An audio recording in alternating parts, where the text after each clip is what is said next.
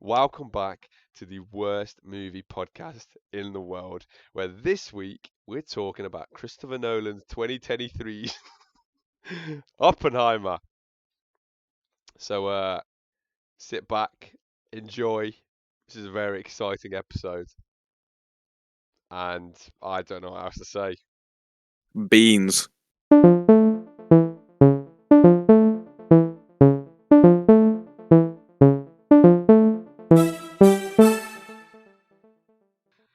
This week is another two-man pod.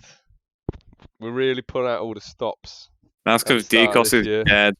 Yeah, We've and killed them. Cameron's watching a fucking what is this? A basketball game? A game of basketball. Cameron Odd is not the choice. sort of guy who No. would go watch basketball. So this week I am joined by Ryan. Back for Hello. the first time this year. That's because we've moved when we're doing the pod, so I can actually attend. To be fair, I think Yay. Sunday nights were better for me anyway. Normally Cameron will make it. Yeah, So- because no, it's a Sunday night, all right? Yeah. What the fuck are you out doing? No, you're just at home. Basketballing. You're at home chilling. You got work tomorrow. You don't want to be fucking doing shit. It's like Monday as well, so you're expected to give effort. Perfect day to watch a movie and then talk. It is. Yeah, exactly. You can watch the movie in the day as well and then talk about it fresh. Like, Yeah, perfect. oh. Right, so let's just get straight in. I'm curious as to what you've been cooking up for the past 20 minutes. Let's get into My our log line. logline showdown. I think you should go first then, since you've I don't know what you've been doing, but it took some Right. time. So that was take an it away. idea. That was an idea That was with Rome. my log line, and you'll see as I say it. Okay. So, from its inception, director Chris "The Dark Knight" Nolan reminds us of the prestige he has as a filmmaker. And interstellar look into the man who created the atomic bomb. The film serves as a memento about the horrors of war, leaving us with insomnia and showing us something more horrific than the events at Dunkirk. If I had a tenet for every time Chris Nolan, Batman Begins, to make me think he has made a good film, I'd have enough to ensure The Dark Knight Rises. Jesus Christ. It was those last three, I'll be honest. I like where you were going with that. It started off quite strong. I feel like you've trickled in the end there. The thing is, right, that up till Dunkirk, it's fine, but it's Tenet, which is a made-up fucking word. Yeah, that word means nothing. Batman Begins and then The Dark Knight Rises. It's like I can put the Dark Knight Nolan kind of works, but it's like, how the fuck do you put Batman Begins into a logline about Oppenheimer? You never know. That would have been a great cameo. All along, he just comes to ruin. He just goes to the fucking Manhattan Project, starts tearing, beating the fuck out of everyone. Well, mine is not as thought out as yours. Yeah, Yours will probably win. Here we go. This is mine. Now I am become death, destroyer of Florence Pugh. Oppenheimer, a tale of one man's journey to create the largest weapon of mass destruction the world had ever seen. And one man whose saltiness is so salty that he tried to ruin the great scientist, all because of a bad physics joke. Now, that is an insight into this movie right there. He's Oppenheimer. Oppenheimer does what he wants. Oppenrider. Right, so, I mean, how do you want to play this? I mean, last week, we had to spin the wheel. Yes. So, do you want to do that? Or, I mean, yours is better than mine. I will say that. Did you? I actually thought yours was better just because it was about the movie. But I'm willing to accept a point. I mean, that I toiled over this. Yeah. You know? You spent about 10 minutes on that, so I think it's you know what? It's only the second point of the year. I've still not got my great prize from last year, by the way. Cameron needs to buy my World's Best Dad trophy. Disgrace. We'll have to get that sorted. You get a nice picture of you holding it. Yes. That can be the Exactly. point. All right, Be well, the I mean, point. I'm happy to just give you the point because I'm really don't give a fuck. Right, so there you have it. Nice and quick. Ryan's got his first point of the year. The first of many. We got to try and make sure Cameron doesn't get any. He's trying as well. He actually tried last week. No, he actually is putting effort into them, Yeah. which means that he really shouldn't get any. I think we should penalise Decos for every episode that he misses. This is minus points. amen to that. Well, let's just go and talk about the movie. One of the biggest movies of last year. It's being talked about a lot right now, especially with all the awards coming up. Yeah, so I think that is probably where we begin with this. Yeah. Because this is one of those films that is tipped to win all of the Oscars. It's gonna be a clean sweep. It's gonna be between this and Barbie. But Really? I think so. No, it's been way too. It's not Barbie. It's been way too strong of a year for Barbie to win. I think. I'm just gonna actually. This is probably. It's already started winning a few awards though. Yeah, I'm just gonna have a look at this. Hang on. Oh, that's a sign of interest. Is it just a fucking list? Joe, fill the space with talking. Oh, yes. Oppenheimer. Now, to be fair, this is definitely a movie that's it's like made for the Oscars. It's made to win awards. This is a Maestro. Maestro is not winning anything. Maestro is but Maestro is literally a film to win the Oscars. Yeah, I know, but it sucks. It's ass. It's so bad. And you know that he apparently trained to be a conductor for years. They've literally given. So I know we're talking about the wrong movie, but I am like convinced that they have given him a nomination for like Best Picture and shit, just so Bradley Cooper doesn't kill himself. Yeah. Right, like he put so much effort into this movie, but it just fucking sucks.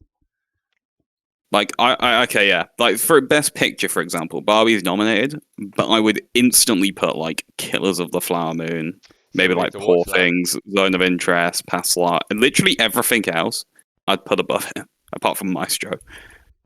Poor Maestro. A few more years at conducting, then maybe one day. Anyway, let's get to the task at hand. Oppenheimer, what did you think? But kind of Barbenheimer, honestly. Like, honestly, I am not a big fan of Chris Nolan. All right, really? I think he gets really like this is probably like my most controversial film opinion, or like one of them. But I think he gets really good actors, really good like what's the word? Good actors. Good like fucking basically just Hans Zimmer like to do his like soundtrack. Good composers, good cinematographers, and then just writes like the most damp squib script that you can ever like imagine. And it's like just shit. Like fucking Tenet is like they let him off his leash, you know, and that it like shows. It like shows, right? It's like Inception is like the same. It's like all of the issues. I mean, even like the Dark Knight Rises, that's kind of ass. Even the Dark Knight itself has like issues that you kind of like just people just look past. Yeah. Like, there's literally like a scene, I swear, in it where it goes from like day to night just because the scene would look cooler at night. So Chris Nolan made the scene at night. Everything looks cooler at night. Yeah, but it's like it was in the day before, and it's just like there's no continuity. There's no continuity there. Now, this film was based off a book, though, as well. But this is it. This is why I think this is arguably his like best film. Maybe like Memento is like Interstellar is fucking brilliant. Interstellar is fucking dog shit. Oh, dare you! It's mid. It's mid. It's not mid. That is a hot take. No, it absolutely. To me, it is. All right, look. This is what Interstellar is actually the movie that turned me off Christopher Nolan because I was so hyped to see it. I was like, holy shit! I've heard. Awesome. I love sci-fi. This is gonna be like one of the best things I've seen. and then I was just watching it, and an hour. I remember distinctly the scene where fucking is it like Merv or some shit? The The daughter, daughter, yeah. Merv, Merv. Murph, Murph, Murph, yeah, Murph, that's the it. fucking Murph, right? Is like Murph. so. This is when like Matthew McConaughey's fucked off to like the other like solar system. Yeah. Murph is just still there on Earth, and shit's going down. And she's like, "My dad kind of feels like a ghost." And at that moment, instantly, I was like, "Bro, you've just told me the twist 2 hours before your film ends." So it's like the first time watching this, I don't even have. I'm like, my brain isn't even turned on. I'm watching this shit probably like in the morning, right? I'm half asleep and I pick up on just this one like thing that seems mildly like significant, and the whole movie is ruined from there because I know where it's going. It's Good like old there's Chris. no Chris Nolan, tension because I he's not just a know that you very have to get behind the bookshelf somehow. I just know that he's like gonna be like the ghost, and that's how he gets home or some shit. Like maybe I'd enjoy it more on a rewatch he's because not I'd the not most subtle like of vibe. directors. No, it's just he's shit at writing scripts, and it shows.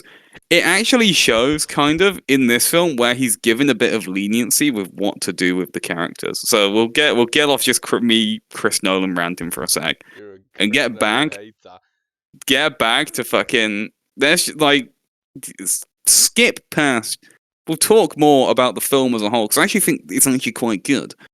But Florence Pugh and Emily Blunt, to put it bluntly, have fuck all to do in this film. I'm not Yeah. quite sure why Emily Blunt has been nominated for an Oscar Yeah, because I I'm don't not think sure she has either. a minute of screen time. Honestly, you know what? I think Like that when she comes out of nowhere, she exists. Eh? there is an argument now. I enjoyed this film. However, I don't think it is as great as what people are making it out to be. Now there are Cameron. great sections, but one of my biggest things is like you know when like it first got announced and we saw the trailers and we saw the cast and it's a Yeah. stacked fucking film. However, I think there's too many. Now I know this story is a fucking long and there's a lot of people involved. But you know, as a Yeah. director, you have to know what parts are important and what parts really aren't. And there is just too much going on. Like you said, you got Emily Blunt cast as his second or love His wife. interest. It was it is yeah. Did they get married? I can't remember. So Emily Blunt It's is he like basically knocks her up and then they get married. oh yeah yeah, and it's like you're right. She's hardly in it, and yet she's getting a lot of recognition. But like But her it's an performance isn't even like okay. No, that. yeah, exactly. It's like It doesn't even feel like great because you just don't have time with the character no, or the actor. exactly. Like nothing against Emily Blunt. I think she's a good actor. But why are you getting an Oscar nom? Because 2023 was fucking stacked, Yeah. frankly. Like, the amount of other places you could probably pick a best supporting actress, like, fuck it, just like a film off the top of my head, right? May, December, like Julianne Moore and Natalie Portman, neither of them have been nominated But I think it's for either biased, Best isn't Actress it, or really? Best Supporting. But like a film that's in the running to probably win fucking movie of the year, you Yeah, but then like, have to be like, oh well, I guess we've got to whack best supporting like actors from that movie because that's what makes sense but to you the can Oscars. go, or like, Best Supporting Actor for Robert Downey Jr. makes sense. Best Supporting Actress. It doesn't though, because again, like he plays I guess the a thing is, vital right, because part, but supporting is you have sort of a limited role, so you're not like the main I just actor. don't think that. Because like, Besides, like Oppenheimer himself. Cillian Murphy killed it, yeah. But obviously he is like the main focus of this movie, so you expect that. But I honestly couldn't say that there's anybody else in this film that really has a standout performance. Like even Robbie Downey Jr. Like he's a good actor anyway. We know this. I wouldn't say that the he's acting he like, was doing was fucking groundbreaking, remarkable portrayal. Like he was just playing a fucking salty ass like He did what he needed to do. Now, I personally don't think it warrants all this fucking acclaim that he's got. Now, is that because Cillian I would Murphy agree. just overshadows everyone else? Maybe, but I just don't. I don't think there was anybody like I preferred. Oh, what is it? Was it Matt Damon? Matt Damon I preferred. I thought he was was better. yeah. I took a lot more from his performance than I did Robert Downey Jr.'s. And even the fucking Yeah, where you come interrogator from? at the end, the guy played by I forgot his name now. The guy. Yeah, the guy. You know when they're like proper interrogating him at the end of the movie. He put on a hell of a fucking performance in like 20 minutes. True. But Uh, Cillian Murphy did a great job. He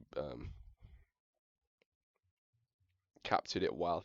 He Einstein was absolutely. This great. is like the one thing from watching this. Like, I don't think there's really a lot of doubt that Cillian. It's like maybe Paul Giamatti for the holdovers might win it over him, but Nah, I think Cillian he's pretty. Murphy for Oppenheimer probably is the standout, which is kind of sad for Paul Giamatti because it'd be quite nice for him to win it. But Cillian Murphy fucking Yeah, kills well, it in yeah. I Oppenheimer. mean, he's just such a good job. It's just an hour. But we'll get A on to dub. actors. We got a section for that. Let's talk about We the do. actual. Let's talk about the actual movie for a second. Now, I have some. I do feel like a lot of this movie is, 70% people like fucking being introduced to other people. It is a lot of talking. Like, It kind of and is. yeah, It's kind of crazy to think that like this and Barbie were like advertised alongside each other almost, and they sort of yeah, played into like the meme of they're coming out on the same day because they're so fucking opposite. I know, honestly. It's like Barbie, like the audience as well. Barbie is like fun for the whole family. You can watch this, you can chill. It's like Oppenheimer. It's like here's 2 hours of people talking, 5 minutes of the coolest atom bomb going off, and another hour of people talking.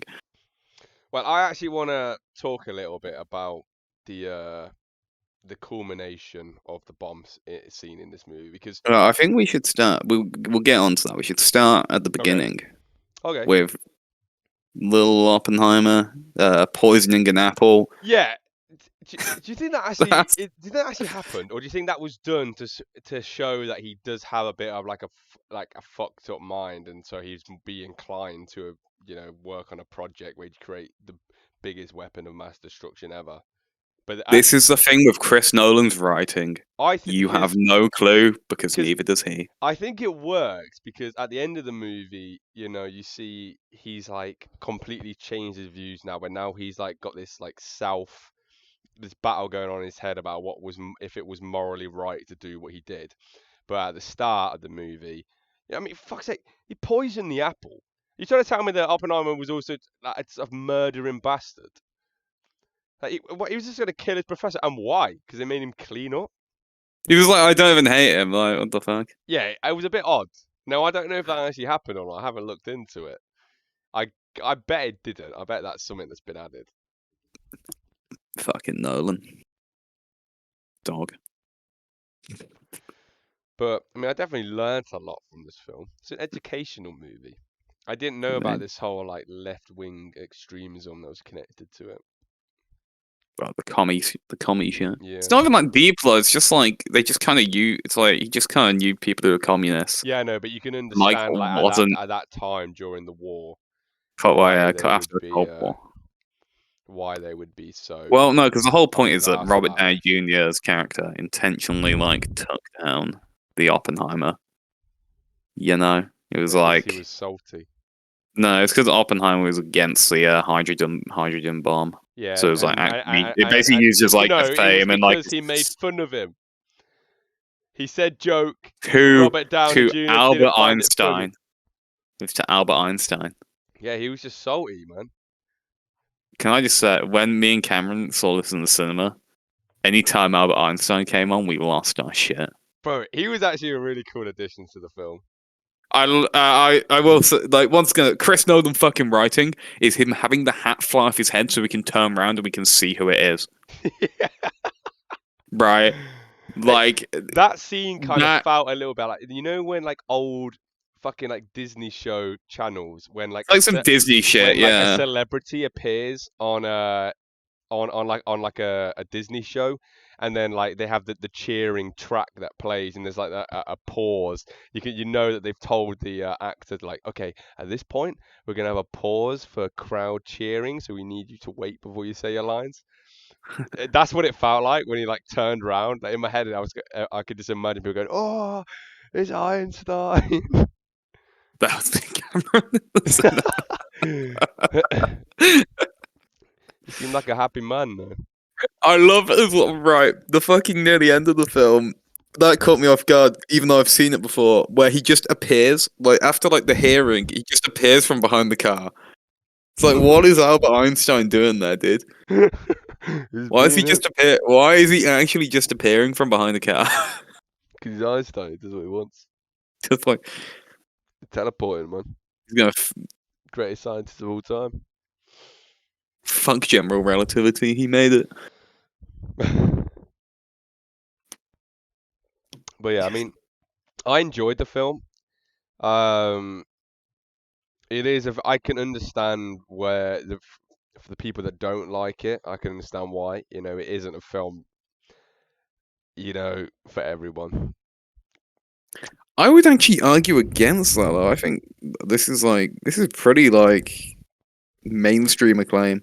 Like a lot of Yeah, no, I people know. really like this Look, film. my biggest issue, because I want to talk about the bomb scene and just that whole thing, Yeah, we can because get on to that. it, That well, you want to talk about it now? I mean, we can have you want. I Oh, mean, look, it's like the center point of this the is the film. thing. This is like the focal point of the movie, and I'll be honest, I was very disappointed. What? Now, now, hold it. Maybe it's because you didn't see it in the cinema. Yeah. Now, I will say that you're right. Had I seen the movie in a cinema, it might have been different.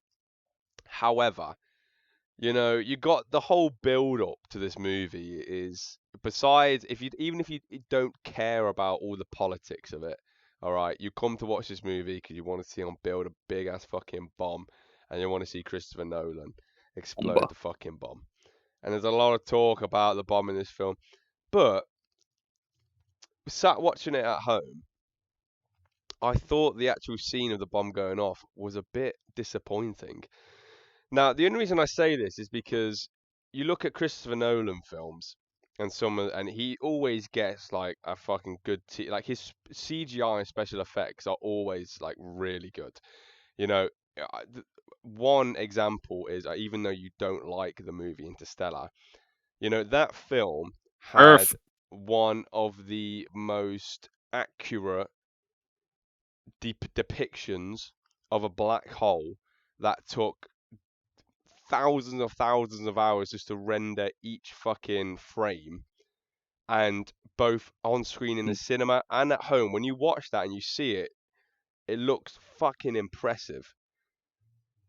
And then the bomb goes off in this movie, and it just was a bunch of like frames cut in of like just some flames and like some dust and light. Like I wanted to see the fucking explosion, but you kind of just get like this panoramic type artsy type shots where they cut in the frame of everyone watching it, and they add like some flames coming out, and like the screen gets engulfed with like orange and red mist and dust, and they show you look up close like the atoms, and but just didn't look that good. I don't think. I was a bit disappointed. It was a bit underwhelming. Disappointing. And because you didn't even get to see the bomb explode, you saw the flash of the light, and then once the No, but bombs, you see that. no, but like, and also they do it at night, and you don't get to see the aftermath. I wanted to see the fucking mushroom cloud. This is the first You ever. do. No, but not. I don't know. I wanted more. I wanted a fucking explosion. I wanted to see this fucking shit, and I didn't, and I was disappointed with that. I'm okay. I am completely the opposite.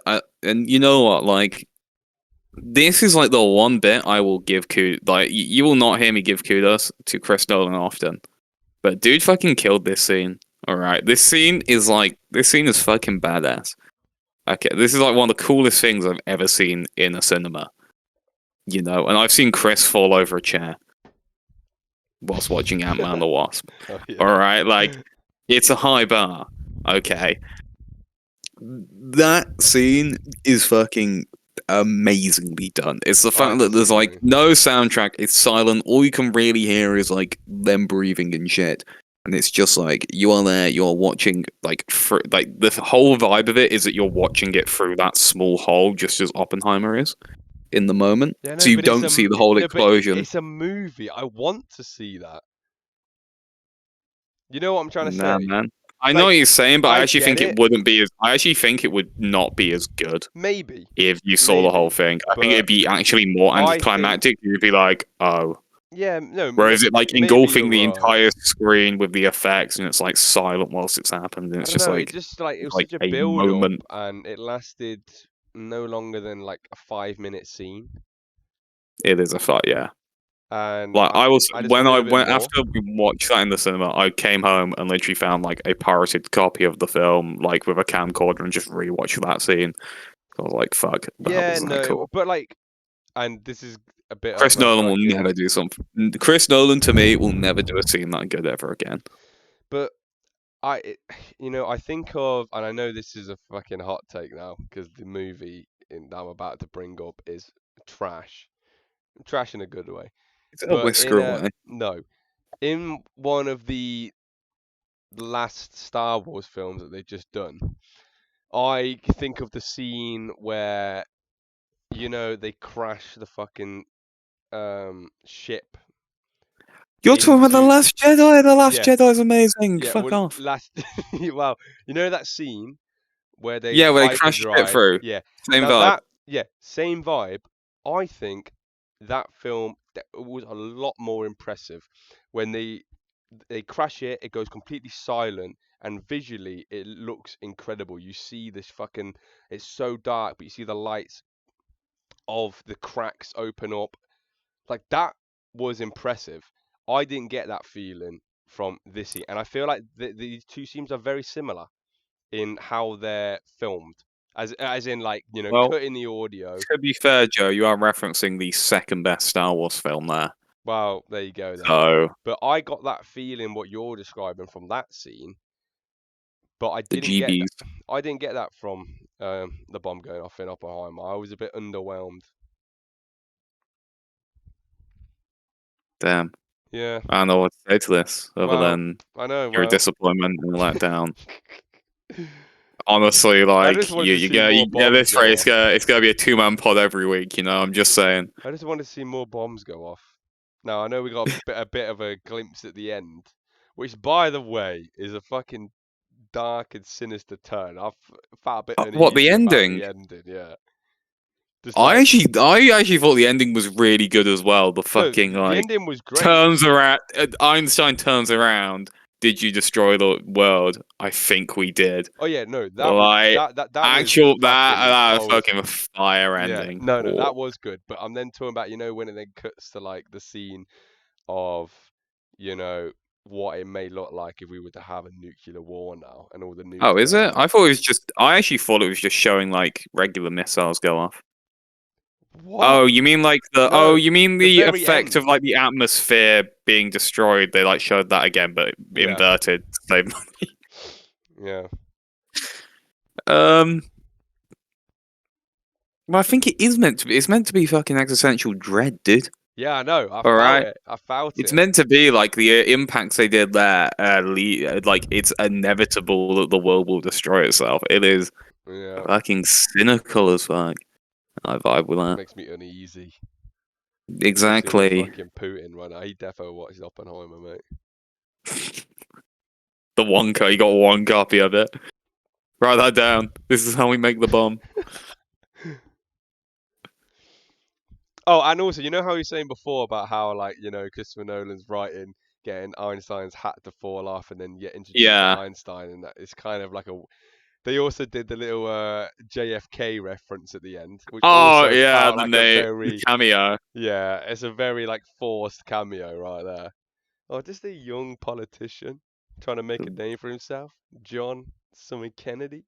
Like, whoa, get the fucking cheering track going again. JFK's entered the building. But yeah, Yeah, definitely did that. but I enjoy the film, and I feel like even as long as it is, it didn't feel like I was watching something incredibly long. I was invested, and that's That's always the a thing good with like sign. runtime, right? Mm. It's like if It had a good pace to it. the general rule of thumb, I'd say, if you like actually go back a lot in films, probably I'd say back to like sort of pre 70s, pre 80s, films were an hour and a half.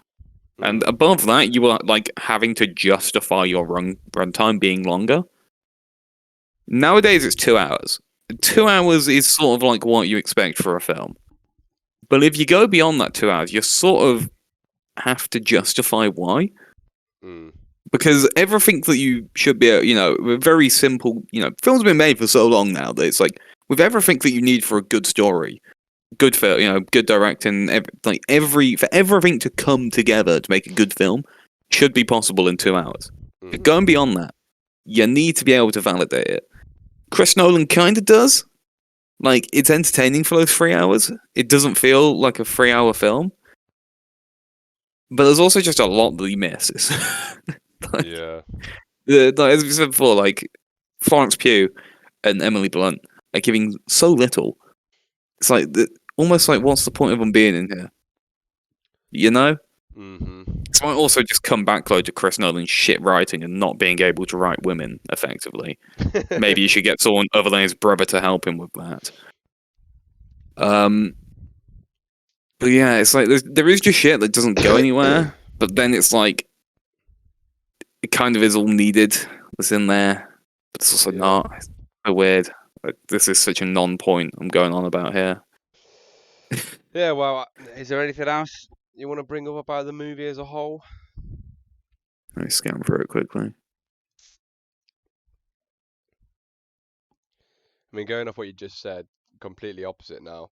But I was taken to go watch the new Mean Girls, and that is a film that is fairly short run time compared to this, but feels like it goes on for fucking ever. I couldn't believe how fucking fed up I got watching that film.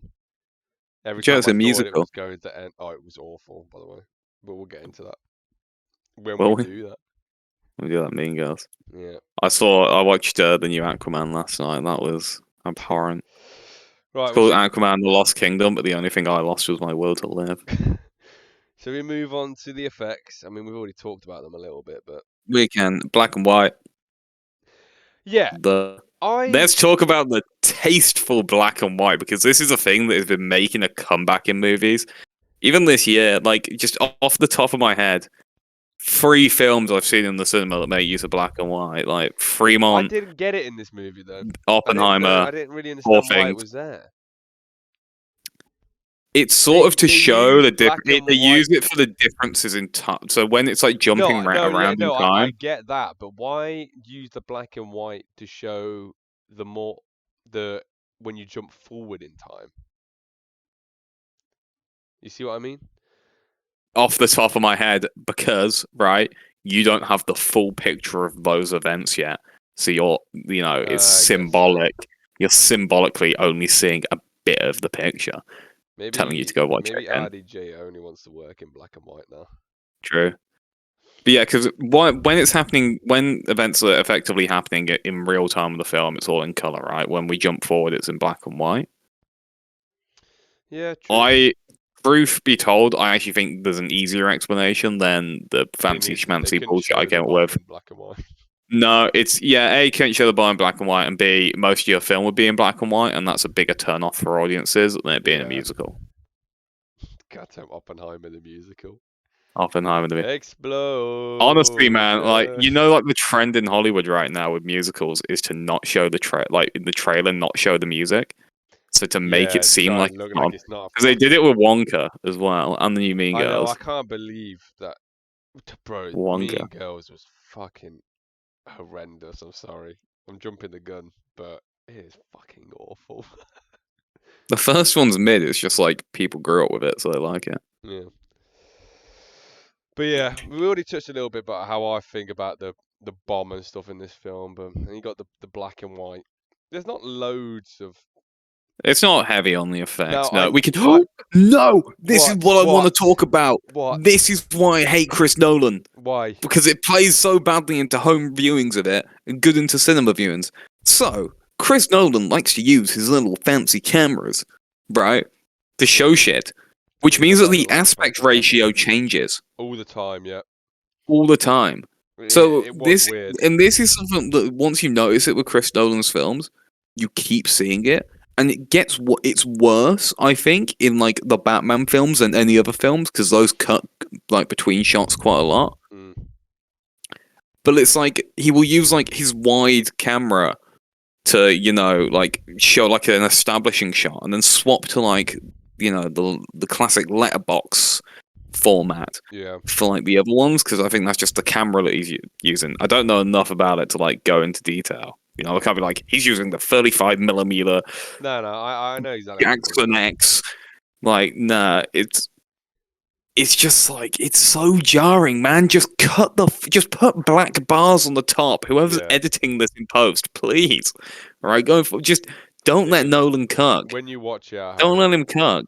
it it kind of throws you off because you're fucking sitting watching your TV and the aspect ratio just keeps changing. Yeah, it's unnecessary as well. Yeah, and it Like not always doesn't always make sense as to why he's it's been. literally the camera.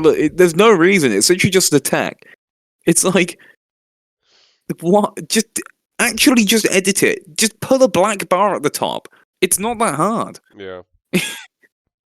It'll probably take like 20 hours for like two guys to do, sat in like a room that they're getting paid to sit in anywhere. Anyway, like you've spent hundreds of hours editing this thing. Just fucking Add the black bars. add this. Just add a black bar. Zoom it out. Fucking control scroll wheel. All right. I think It's not. Tenet did that a lot as well. Yeah, but Tenet sucks. Tenet fucking awful. Now it's not really effects, but yet again another Christopher Nolan movie. The music it banged. I thought the music was quite This good. wasn't Hans Zimmer, It for wasn't once. though. That's what I was about to say. I actually think that's a good thing that it wasn't Hans I Zimmer. don't think that because Hans Zimmer makes the best scores in film. No, look, hear me out. Hear me out, all Do right, on not why I think. speak badly on I'm my not actually boy going to speak Hans this. I actually think Hans Zimmer's very good. But I He's one of think the best. because Chris Nolan almost always has Hans Zimmer. So for once, having someone who isn't Hans Zimmer makes a difference. It makes it feel more fresh. Yeah, it was a good soundtrack to be fair. Oh my god, this guy's. I'm sorry, I'm just looking up Ludwig Göransson. His career is all over the place. Dude's done the soundtracks of the Black Panther films, Tenet, Right. the first two Creeds, but not the third. A Cars short called Spinning. Spinning. Spinning. He did it for 30 minutes or less, if you remember He did that. the music for Cars. He That didn't puts do it the that music for Cars. He that did it puts for a it. Cars spinning. Wow, that Spinning. puts him on top already. Oh my god, he did it for a Kevin James film. So this A guy's had Netflix quite the original career. Kevin James film. Oh my god. This guy's had quite the career. It's just like a bunch of like Venom for some reason. Turning Red, that Disney film from last year. Oh my god. And then fucking Oppenheimer. And Oppenheimer. It was a good score though. It is a good, yeah. Honestly, did a good job on it. Probably will get more actual work Mm. other than just like comedies going forward. So, yeah. Hey. But yeah, the cinematography was good. It was a nicely shot film. Although I feel like Besides, that's just becoming like really commonplace. yeah, Like I honestly think that is like the effect of a Portrait of a Lady on Fire. Like, Right. there's so okay. But let me cut here for a sec. All right. So this film, Portrait of a Lady on Fire, comes out. Doesn't win any awards, and then now is like just considered one of the best films of like the 2010s. But effectively, what it did is it sort of made a load of people aware that there's just all these really nice shot indie dramas that exist. Mm. And we kind of just live in a golden age where someone from France or Germany will just go make a film on like a 5 million budget and it just bangs. Like Oppenheimer. Like, well, Oppenheimer would have been way more. Oppenheimer, it was 100 million US dollars. See, that's not fucking loads, though, is it? Really? Yeah, but it made $1 billion worldwide. That's what I'm saying. That's what I'm saying. It's not like there was a massive, but there wasn't loads and loads. Like it's not. It's just not having CGI, man. And Yeah. CGI shit anyway. You're like, most of the CGI was probably only for the because I know for a fact that the town was actually practically built. They built that entire set, which is it's probably why it looks so good and like actually like a flowing town of scientists and their families, and not just oh no, fucking buildings budget. in the background. Yep. Making stuff practically is always a good idea. Always a good idea. It's one thing Christopher Nolan does right, but he does have good CGI in his films. Interstellar looks What? amazing. I'm sorry. I just wanted to know, right, as a comparison, Oppenheimer with 100 million budget. I wanted to compare that to Aquaman and the Lost Kingdom, right? Because that has like dog shit CGI. It's Can you probably more. guess the budget for Aquaman and the Lost Kingdom? 120, More. 150. More.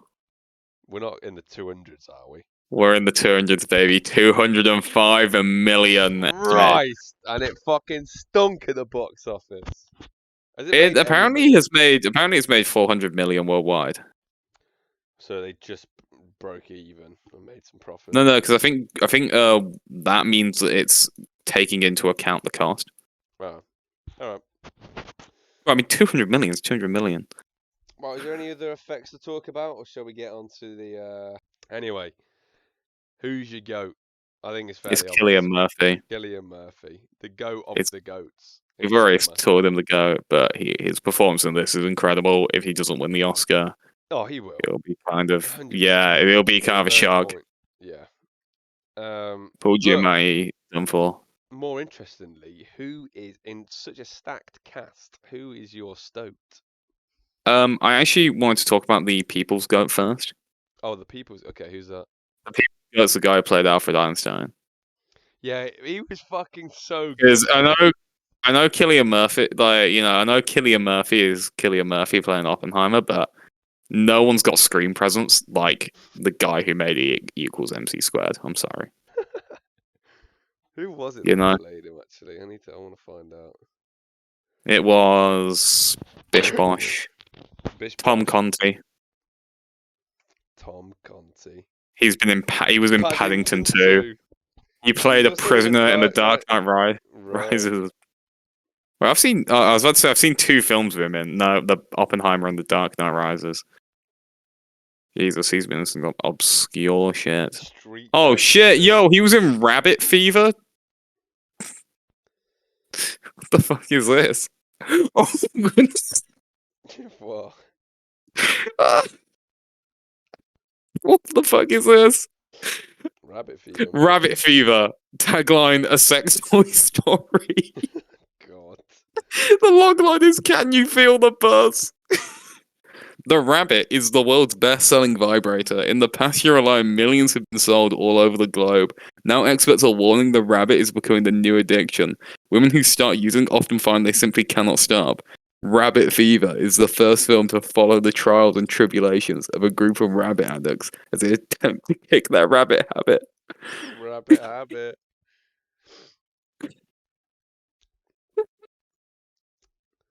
The People's Goat. What the fuck? This is 32 logs on Letterboxd. Whack it in the agenda. This is in that we will watch Rabbit Fever at some point. But who's your stoat?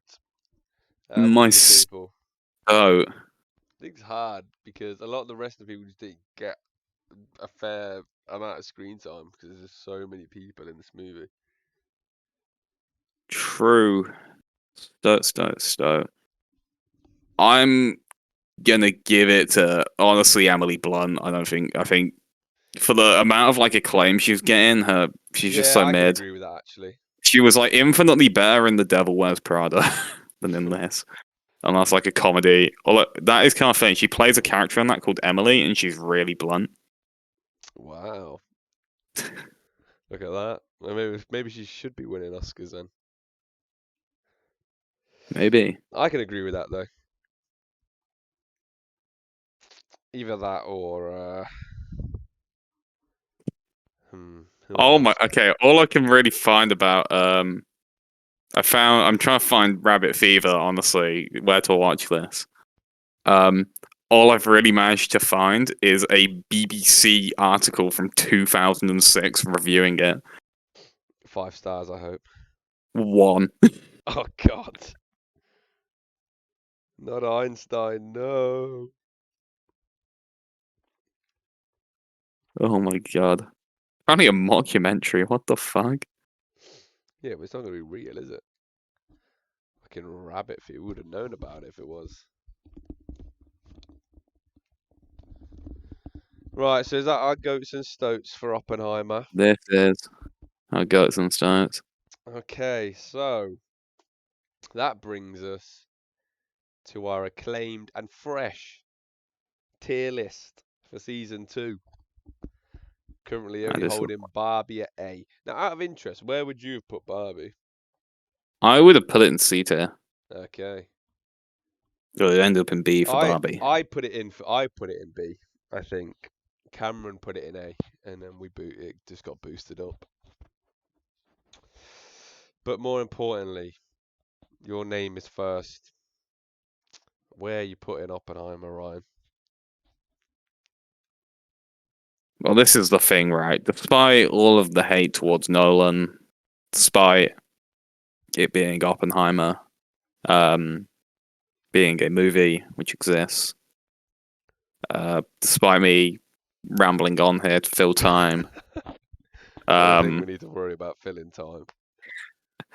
um, I would actually put it in A. I think the film actually slaps and did like actually is a good film.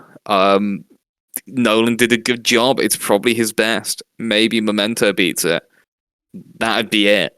All right. Apart from that, like, So what's stopping you from putting it as an S tier film? it's directed by fucking Chris Nolan. So you're just a hater. What's stopping After you from putting an S is honestly shit like Emily Blunt, oh, just having nothing to do. It's just like it, like the aspect ratio changing. It just Chris Nolan pisses me off as a filmmaker because some it's like given like how big a budget he has and how like acclaimed he is, he just makes these like amateurish mistakes that you'd think after like 2 decades of making like A-list films he yeah. wouldn't, but he just continues to. That's just how he is. That's his It's charm. just how he is. It's Chrissy charm. All right, Ryan's got it in A. I think, hmm, I did enjoy it. I personally don't think it's as brilliant as what everyone's making it out to be. I think there's a lot of hype train Man. getting ridden for this movie, but it is a fantastic. Cillian Murphy kills it. I would, I'd probably put it in the B. Only because I was disappointed with the bomb. B for bomb, but not bombing at the box office. It's made a shit ton of money, Moolah. but I'm gonna put it at B. With a bit of movie magic. Not Ryan. Cameron told me off last week for forgetting to say it. Oppenheimer sitting in A next to its counterpart Barbie. It's meant to be. They're meant to. They were both going to be sat together. We couldn't let it go lower than Barbie. Okay. Absolutely not. But that leads us on to, ooh, what's the no with me, Joe? You Right, want to go know on then. what? You want to know what I want to What know, Ryan? what's to know with Joe? Where we get to Oh, know what lovely. Joe wants to know. Joe, what do you want to know? After hearing your love for Christopher Nolan as a director tonight, Right, right. I want to know, who would you rather direct a movie about your life, Ryan? Would it be the man of the hour, Christopher Nolan, or would you want Tommy Wiseau? Now, do you know who Tommy Wiseau is? Who doesn't? The guy who made The Room. So, who's directing the Oscar-winning extravaganza of Ryan's life? You gonna get Christopher Nolan to do it, or would you prefer Tommy Wiseau? And I need reason. And I need Hey, reasoning.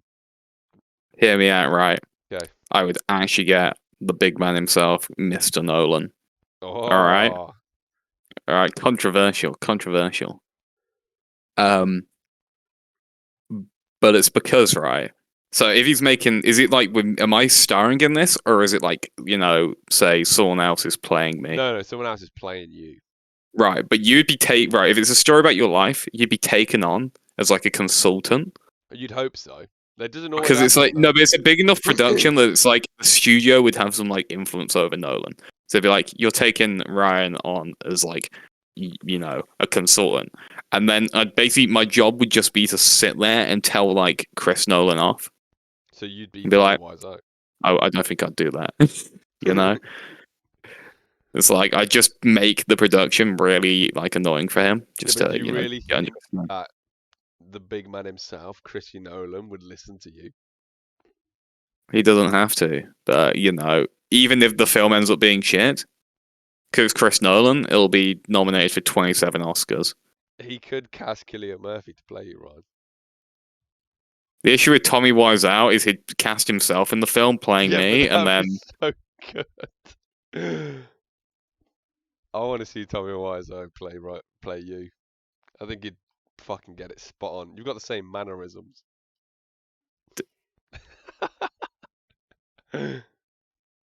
Look, The Room is oh, one of the greatest films that's in our lifetime.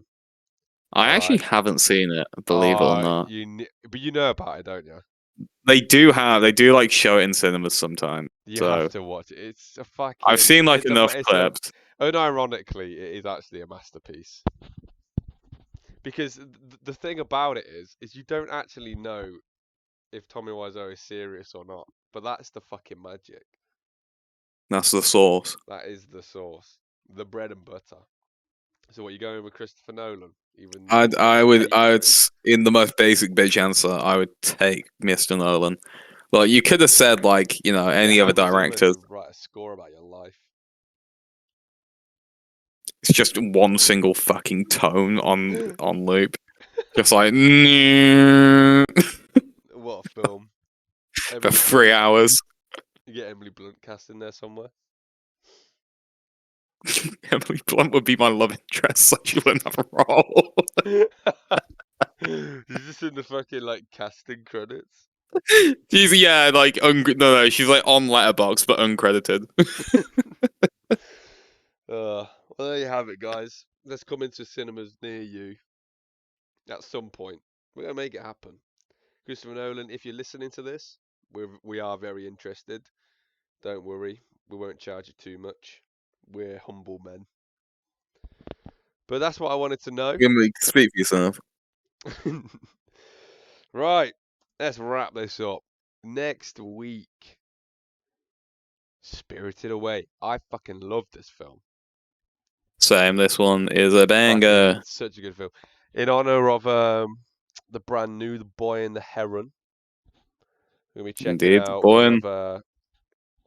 what's his name? Miyam It's not Miyamoto. Come on. oh damn, hold on. Stop. It's Studio Ghibli. I know the answer. Do you want me to Studio say it Ghibli. and save you? Studio Ghibli. It's Studio Ghibli, yeah, but you know the director? I have forgotten. Hayao Miyazaki. Yes. Well, anyway. This is like the film that kind of like And propelled him hopefully, if we're into doing like this, pop culture Decos, history. yeah, Decos should attend next week. If there's any movie he's going to attend for, it will be this. Be anime. Yeah. I mean, the last time we did it, it was fucking whiskers away. So I know this will be leaps and bounds better than that. But Indeed. yeah, if anyone's listening to this and you have any ideas of films you want us to Why we check out, just get Mia to fucking suggest them. She's the only yeah, one still listening. it'll be a horror movie. It'll be a horror Fucking movie. Mean Girls. Or Mean Girls. But yeah, if you want to put any movies for us to check out, please do. We're waiting for that elusive comment. And if you want to comment, if more people want to comment about how terrible Decos's mic is, then also do that as well. It's quite But funny. he's not in enough episodes anymore to It's true. warrant it. He might never return, and then you're just stuck with us and Cam, Oof. who's our basketball. That's right. But thank you for listening. Thank you for watching. Hope you enjoyed. Please drop us a like and subscribe. I think this year we got to go for that nice big round number, right? We got to hit 69. 100. Yes, that's what I was supposed to say. 100 is like the we want it goal, like the desired goal. Yeah. 69 is like actually within The the achievable fucking goal. realm of reality. Well, let's just get past the first hurdle of 50. We're only 5 away. So if you're listening, just subscribe. Why wouldn't you want to come back and listen to more of this astounding podcast? There are like a billion reasons why you wouldn't. So thank you for watching. And I guess we shall see you next week for Spirited Away. Say goodbye, Ryan. Hurrah.